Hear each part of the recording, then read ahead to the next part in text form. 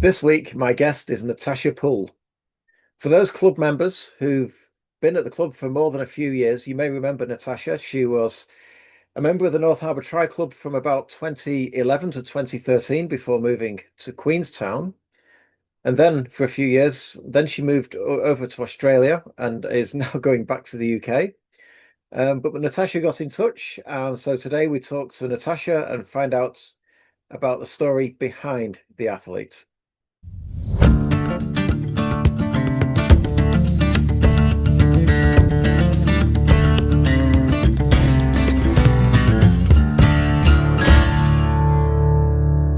Natasha, how are you doing? Good, thanks, Gareth. How are you? Really good. Now, I was thinking when you said you'd love to come on and be a guest on this podcast, I was thinking, when did I first meet Natasha? And it was, I think, either 2011 or 2012. We were both volunteering at the swim run, and you were in the committee then, so you were then in New Zealand. But as we'll tell with your accent, like mine, you're not from New Zealand, and you've travelled the world. So I really want to just have a quick conversation with you to hear how you got into triathlon and what have you been doing since you were with the North Harbour Triathlon Club about 12 years ago. So to kick it off, Natasha, what's your journey in sports?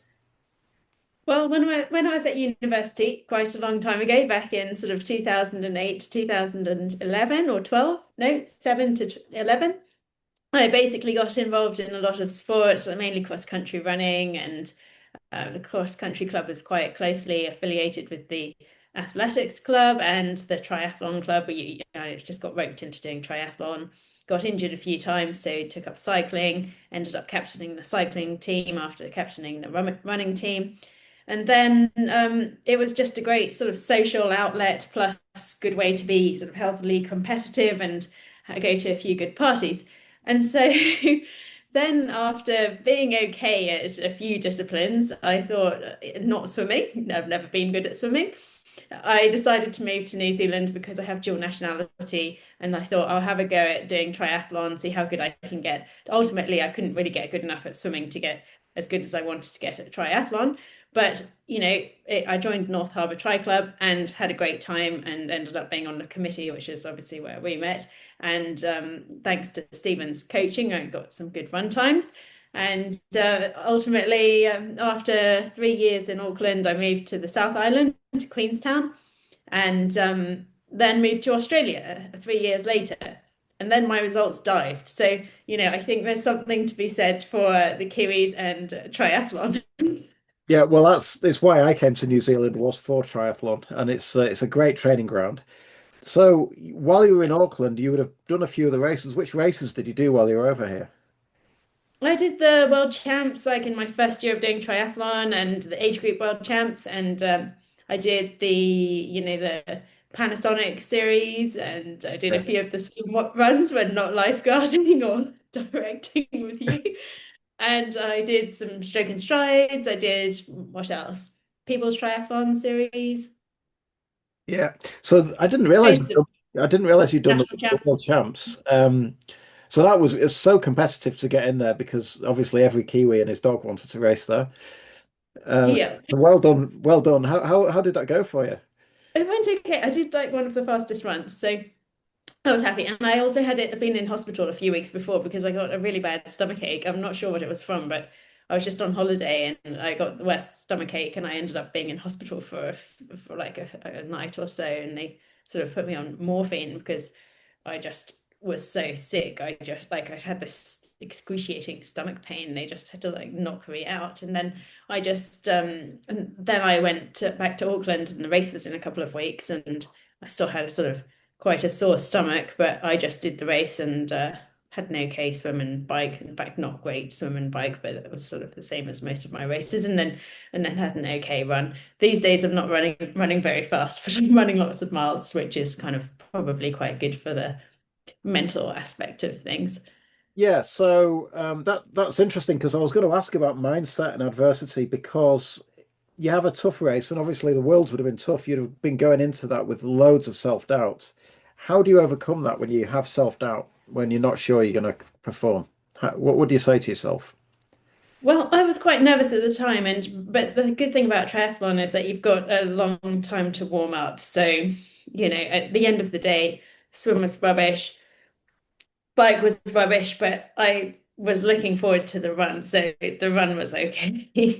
So ultimately, I suppose if you if one the good thing about triathlon is that you've got the three sports. So if one discipline is not going very well, you can always look forward to the next one, which will no doubt be better than what you're experiencing, if what you're experiencing is quite rubbish. Because I've got a sensitive stomach, so I got food poisoning after swimming in a viaduct and the day before, in the 2 days prior. So then I ended up taking some Tramadol, which I had as leftover from when I had the stomach problem in hospital. And then I took that the night before because I had a bad stomach and I knew that that would have the opposite effect. And then I did the race. And so for the swim and the bike, I was like, oh, I'm just feeling a bit off. But then I was just patient. So I think patience is the name of the game. But you obviously can't be too patient. If you've got a niggle or an injury, then you've just got to pull the pin. But I knew that in a standing position, everything's a bit better. So I just, whereas on the bike, are quite cramped. And so I just stayed patient and then looked forward to the run. And the run course, I think, was about 400 meters too long. So I was quite happy with my run time and the fact that the run was fairly good. Like, even though the swim and the bike were, perhaps not what I was hoping for. And but then I went and made the same. I've made the same mistake on a couple of occasions, swimming in water before racing when I know I have a sensitive stomach, and then having a rubbish race because I've got food poisoning or something, as a result of having swum in a different water to what I'm used to. So I've got a top tip here for the viewers as well. I've heard Yeah, that if you come out of the water and you're not so sure about the cleanliness of the water, guzzle some Coke.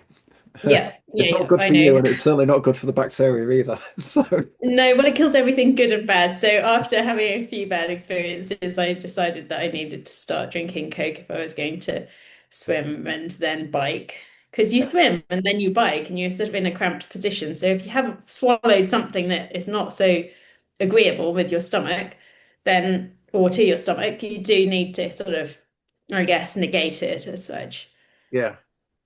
So did you do much triathlon in Australia while you've been there? Yeah, I joined a good swim club at Palm Beach swim pool in near Currumbin, and then I joined Cole Stewart's squad, and I did some races, but none of them were really that good. I think the heat in Australia just got to me, so I got heat stroke just about every summer. Yeah. I could do all the training and be absolutely fine, but when it came to racing, I just didn't have the power on the flat, and was perhaps probably in the overtraining zone. Yeah. So Yeah. Billy and Laura in the previous chat that I had with them, they were saying because we were racing in Pontevedra, and Billy really struggles in the heat, but Laura less Yeah. so. So I guess you either are good or not in the heat. So I think so. And I think you can acclimatize, but at the end of the day, if you're looking to race and race well, you really want to be, choosing the races that are going to suit you best or the climates that are going to suit you best. And you could adapt, but why adapt when you could just race in a condition that is better for you anyway? yeah, Otherwise, you're not going to get a good result, or you're just going to prolong the result that you want. yeah, yeah. So you've although you were doing triathlon 12 or 15 years ago or 10 years ago, so you're not doing triathlon anymore. What you're in the longer running now. So talk to me about that. Yeah, so I just was into running sort of for the first couple of years at uni and ended up getting quite a few stress fractures. And so I thought now that I'm sort of not in the danger zone for fractures, I thought I'd take up running again as in a later stage in life.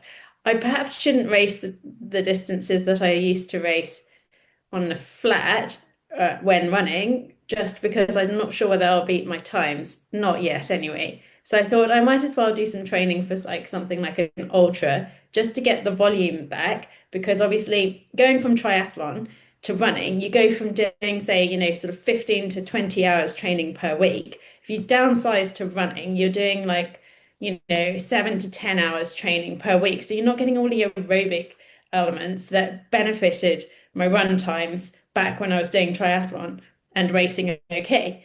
And so I'm not going to replicate those times. So if I go for a longer distance race, I've got no point of comparison, which is good if I'm starting racing again.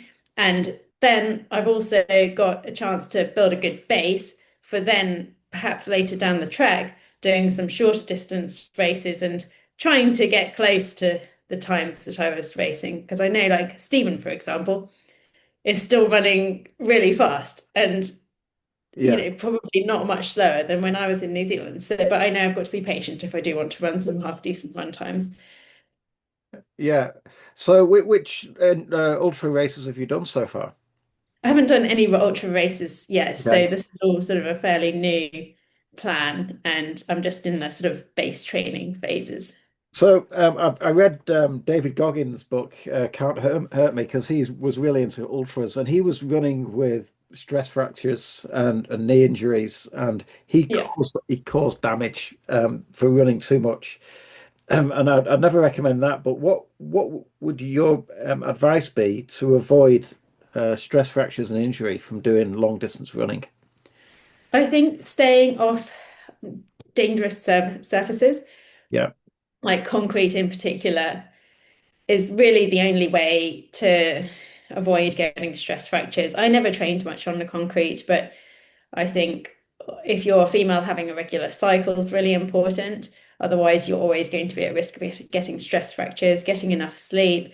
If you're stressed from other areas in life, you can't use training as like a de-stressor because you will get injured after a few weeks, probably. And also, tarmac is okay, but really just staying off road is the only way to build up, a really high mileage without getting injured, unless you're just really not injury prone. yeah. So some of the club members now, I don't know if you remember Anthony Cowan. I don't know if he was a member. Yeah, I do. Yeah, yeah. Yeah, so Yep. he did the Tower last year, and Oh, I think he cool. did the 50. He was just dipping his toes Oh, into that's it, awesome. and he was telling me he's thinking of doing the 100 this year. Oh, So great. he's quite a Okay. serious athlete, right? He does really well. He's been Yeah, I to need the 100 to a be few more times. serious. But yeah, he's really into it now. So yeah, well, he's one to watch. Cool. Really, Okay. we should get him on air as a guest, see what he has to say about Yeah, you should. I'll listen to the episode for sure. it. So what do you remember of being in the North Harbour Tri Club and the training? What was the best part of being part of the North Harbour Tri Club? I think the social side and the camaraderie, and but also the fact that it was quite competitive in the sense that not in training. I think Stephen kept, perhaps his background as a policeman kept everyone in order. But I think training was not competitive, but everyone then went and raced and was competitive and did their best and got some quite good results. And so I think, and also just, meeting, I think the Kiwi hospitality is probably one of the best sort of Yeah.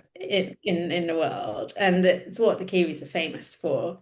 And so moving to New Zealand was really made very easy by Stephen and the club. I mean, I met Jane through Stephen, ended Yeah. up living with Jane, ended up training with Jane, ended up training with the club, made most of my friends through the job through the club, then found my first job in New Zealand through the club. So I mean, everything was just made so easy by the fact that everyone was so welcoming and friendly, but also very good at what they were doing. So, and I think that the two are intertwined. I mean, if you want to be good at something and you're in a negative environment, you've got no chance of succeeding, in my opinion. Yeah. There may be like the odd anomaly who does respond to that negative feedback loop, but I'm really not one of those people. Yeah, and that's what I was really excited when you got in touch and said, "Hey, I'd love to be a guest on the podcast," because the North Harbour Tri Club is one of the largest in the country, but it's definitely the most active with all of the training that we've got. And we do have people transiting in and out of New Zealand, like you, only maybe here for a few years on a work visa or something like that. And I thought having this podcast of having some of the people who've been through the Tri Club and then have travelled on throughout the world will show that we're an open and encouraging and inclusive club. It's not just a load of Kiwis. It's not just pros, although we do have a few Olympians there. There's a few Yeah, age groups like me, but we've got an entire breadth of different kinds of athletes. So absolutely. that's why I was really excited to have you on. Well, thank you. Yeah, Yes, well, I've actually got New Zealand citizenship, so that's why moving to New Zealand was sort of like a possibility. yeah, But I noticed when I was training with the club that there were quite a few international athletes as well, and Stephen seems to know everyone in the triathlon world. So I yeah. think, just having that sort of range of abilities, but the top level and just the social level is is really what makes the club. Yeah. So talk to me about what you're doing when you're not running and training and swimming. What's your other life? What's your professional life? Well, I've done a short stint in the corporate world here in Australia, discovered that it was not for me. I was too nice and got spat out the back. And edit this out if you wish to. Yeah. But I decided that being self-employed was perhaps the only option. You So know now what? I'm going to so I've set up a trading business, like like trading in the markets. But really, I want to be trading the Northern Hemisphere markets because I grew up in England, so I understand what's going on in Europe and perhaps America and the UK a bit better than what how I and my lack of understanding of Australian politics is. So I thought moving to perhaps more volatile market conditions might be a better way to make money out of short-term and a diversified long and short-term sort of trading portfolio Yeah. ultimately. And so you've got a background in economics and you've written for The Spectator. I used to really enjoy reading those articles you wrote for The Spectator on Yeah, economics. the Spectators are Yeah. great. Yes, yeah, yeah. Yeah, well, the Spectator's owned by the Telegraph, the Yeah. UK Telegraph. So they're both sort of, on that sort of, I suppose. I don't really like to judge the political spectrum too much, but if you like one, you like the other. So yeah. Yeah, we'll leave that out for this podcast. But I was Yeah. really impressed that you got your valid opinion through the editor. I thought, well done. Thank you. Thank you. So, life beyond racing, family, where do your family live? They are really spread out because I've got my mum in England and I've got my dad and stepmom and two younger brothers in the South Island. And then I've got family in America, I've got family in South Africa, I've got family in India, and I've got some family in Australia. So, really, I think moving is going to be the best option because being in the Northern Hemisphere, I can probably catch up with most friends from school or uni and, family friends in Europe, family in America. You can get to South Africa more easily from there. Yeah. Can also fly to this side of the world from there. So hence why I decided to move just later this year, well, next month for work, but also just to be closer to everyone because as you can tell, my family are sort of all over the globe. So, now what I do is I'm going to ask you to think of a question for the next guest, and I have a question for you, which is from the previous guest. And it said if you were the Oxford English Dictionary and you had to describe what is a triathlete, and not saying somebody who swims, bikes, and runs, but what is the essence of a triathlete? How would you describe a triathlete? I think tunnel vision at the end of the day. It's greatest strength and greatest weakness, but ultimately you do have to be really disciplined, really organized. You have to be able to think of like 100 different things at the same time because you're obviously always thinking about the next stage of the race and what you've got to have ready. And you've got to be able to be good at three different disciplines, but also not get too good at one to the point where it's at the detriment of another. Because, for example, I found that whenever my running was quite good, my swimming got worse because I was too lean, for example.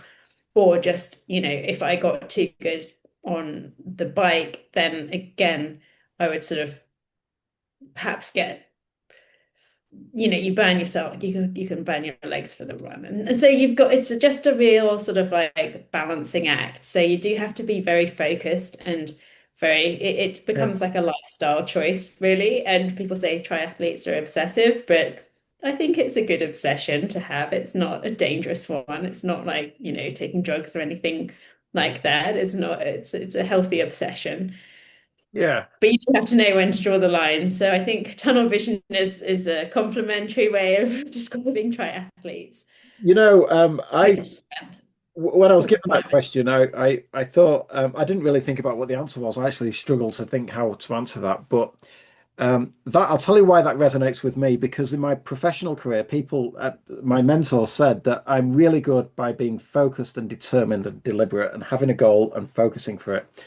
But the flip side to that is I'm very blinkered. I can, yeah.